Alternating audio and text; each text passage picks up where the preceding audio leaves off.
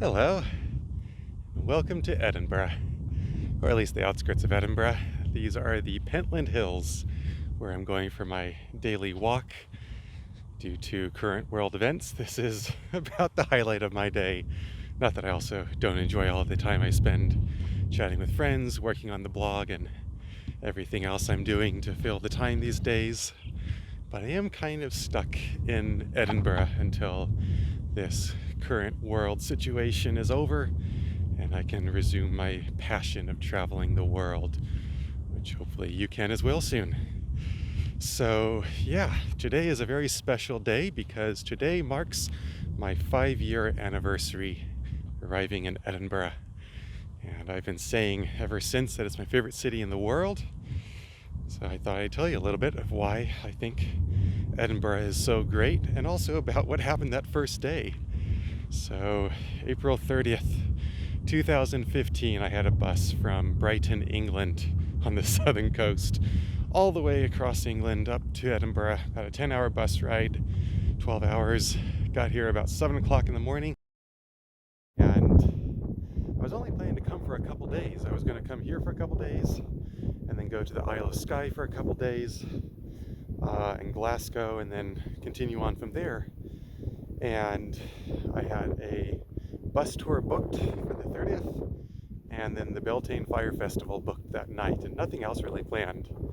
So I got to Edinburgh about 7 o'clock in the morning, ran across town to my couchsurfing host, dropped off my bag, and had just enough time to get back into the center of town to catch my tour bus, which took me all around the countryside near Edinburgh. We saw Doon Castle where they filmed Monty Python. We saw Aberfoyle, a very quintessential Scottish village where we stopped for lunch. The Lake of Menteith. In Scotland they have lochs, but the one lake is the Lake of Menteith because the Duke of Menteith betrayed the Scottish to the British or the English many, many years ago. So they renamed the loch to a lake. Let's see. I'm not going to go through that trail, maybe I will because it is lambing season, so I'm not quite sure we're allowed to walk. If you want to see the lambs, though, they are adorable. There they are behind me. It's going to bleat in a second. And there's another one right there. Return. So the tour was absolutely amazing, except for the part that when we got to Loch Katrine, beautiful lake to walk around, and halfway or at some point on the trail, I lost my camera. And the visitor center was closed, and I was a little upset, to say the least. Hadn't backed up my photos for a couple days, so went on the tour a week later to see if I could find the camera. And didn't find it, but the visitor center was open and they had actually found an email address that had been dropped off by someone who found a camera. So couldn't quite read the email address, but I tried all the variants that I thought it could be and got a response. And a couple weeks later, my camera was mailed to me from France, which, if that doesn't restore your faith in humanity, I don't know what will. That was absolutely incredible. It's not the only time that I've heard of cameras being returned to people in Scotland. This is a very friendly country, but I'll get to that more later as part of why I love this country so much.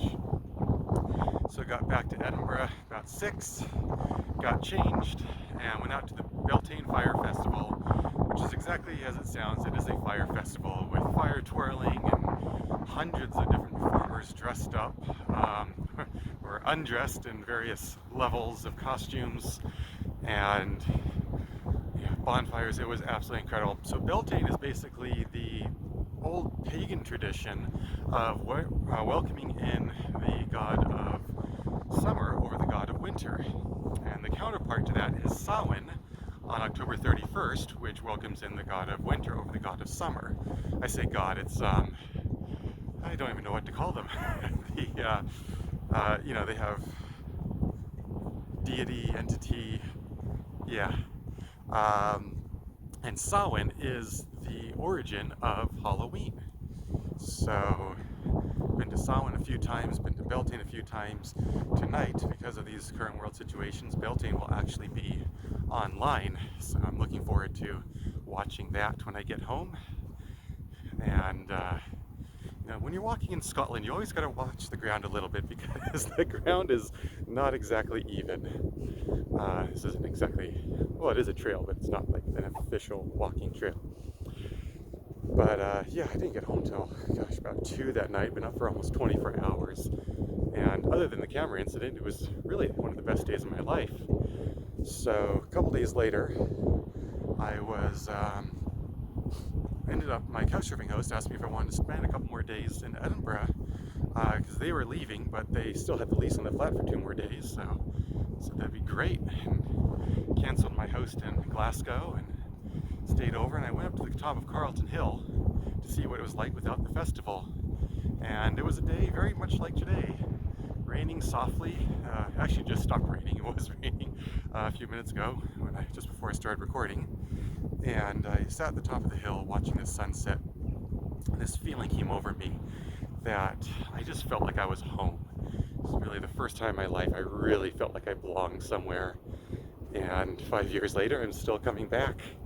I've spent probably at least a good year of the past 5 years in this city, you know, from a few weeks to a couple months at a time. My dad moved here to be closer to me, and when I'm here, I'm not always here, but he was in the Royal Air Force and he gets his pension here, so you know, he loves the city too. So what makes it such a great city?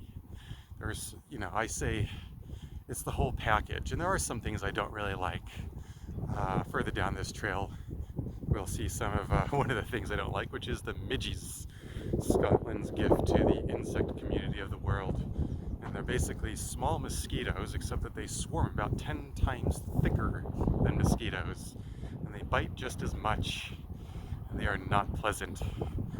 That's one of the reasons why I don't like Mexico and Thailand, is all the mosquitoes down there. But yeah, so there's that. I'm really not a big fan of the drug use here, and they really do like to drink in this country, and I'm not a big drinker, so you know, I'm sure all the people who disagree with that, you can always hit the dislike button. But if you do like this city, and you'll find out why in a minute, hit that like button. Yeah, so you know, I always like to focus on the positive more than the negative. I was watching a little thing with Mr. Beast recently, one of the YouTubers, and he was talking about how the media really focus on the negative and we need more positive in our lives, and I could not agree more with that. So the positive things about Scotland, well, I personally love this weather. It's about, I'd say about 9 degrees Celsius, which is about 50 degrees Fahrenheit right now, which is actually really nice. I'm wearing the jacket. The wind makes it a little bit nippier here, but I love the little sprinkles of rain. I love, you know, when it is sunny, it never gets too hot. It gets up to about 32, well, no, it's about 30 degrees Celsius, which I guess is about 90 degrees, 85 degrees Fahrenheit, is about as hot as it gets here, which I'm okay with. You know, when I do like it hotter, I go down to Thailand and Southeast Asia and Morocco and places like that. But, you know, I do like the cold as well. There was that one winter 2 years ago when it got really cold. Anyway, yeah, the weather and the countryside, I mean, I don't know how well my camera's going to pick up the countryside here, but it's just gorgeous, and I love it. And Scotland, I mean, this is nothing like Scotland. In fact, if I go around this way, I was trying to find a trail that didn't have too many people walking on it, but I do have a couple bicyclists coming up. This is Arthur's Seat, and then we have Edinburgh Castle right behind the eyesore. Electrical pylons there. Harbor, the Leith Harbor out there. And so Arthur's Seat is one of the 3 volcanoes. It's part of Holyrood Park. The castle is on the 2nd volcano, and in Carlton Hill, which I mentioned earlier, the site of the Beltane Fire Festival, is the 3rd volcano. I mean, they may have been all part of the same volcanic unit, but there's not many cities in the world that are actually built on volcanoes like this. It's also really not that crowded here. You've got just under 500,000 people, which is nowhere near as bad as, say, London, which has somewhere around 8, I always get the numbers wrong, but somewhere between 8 and 14 million people. It might be closer to 8 million. That is a really dense city. So I'm not a big fan of that one.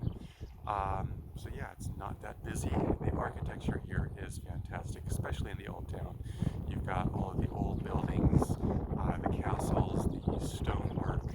Of course, on neighborhoods like this, you get the more modern developments. There is a financial district, which is quite modern, but for the most part, you really get the feeling that you're going back in time. And there's the bicyclists going past. Wow. Which actually brings me to my next point, is how incredibly friendly the people are here. And, you know, like, granted it was a French guy who picked up my camera, but, you know, if I drop a glove that falls out of my pocket, I can expect to see it hanging from a tree by the trail the next day. You know, it's not just going to get thrown out. Someone's going to take the time to put it aside so I can recover it. If I'm on a bus, there's an extremely good chance that several of the people around me are going to start chatting to me, which is amazing. I mean, you just don't get that level of camaraderie and friendship and communicativeness, to use a big word, in other countries around the world. I mean, you do in many countries, but in some, people are a little bit more reluctant to open up or chat with people who they don't know. So that's another thing I really love about this country. Yeah, it's really easy to make friends here and a lot of fun. Now the food, I absolutely love the food. Haggis is probably the most Scottish dish you can imagine, and it's actually illegal in the States, not because of the dish itself, but because it's made from sheep. And all sheep products from Scotland and the UK were banned in the States, I think about 1971. I know they're trying to overturn that law right now, but if you want true Scottish haggis, you gotta come to Scotland. There's the Cullen skink, which is a haddock, leek, and potato cream soup, which is delicious. Of course, the fish and chips, you know, some of the candies here. They do like the deep fried food. They're definitely not a skinny country. They do like some heavier foods, and they also like to drink a lot, which I mentioned earlier. But other than that, yeah, I could just go from one dish to another in this country and never get tired of them. Which, I mean, granted, I love food, and I think that's one of the main reasons why I travel, is the cuisines of different countries.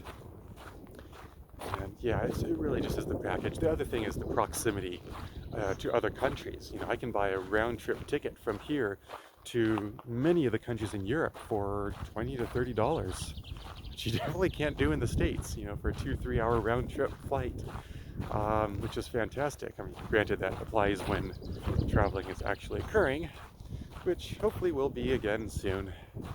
But yeah, it's just that whole package. And you know, now I've got my dad here, and places to walk, and you know, you've got the climbing centers here, you've got the beach, you've got forests, you've got everything in this city.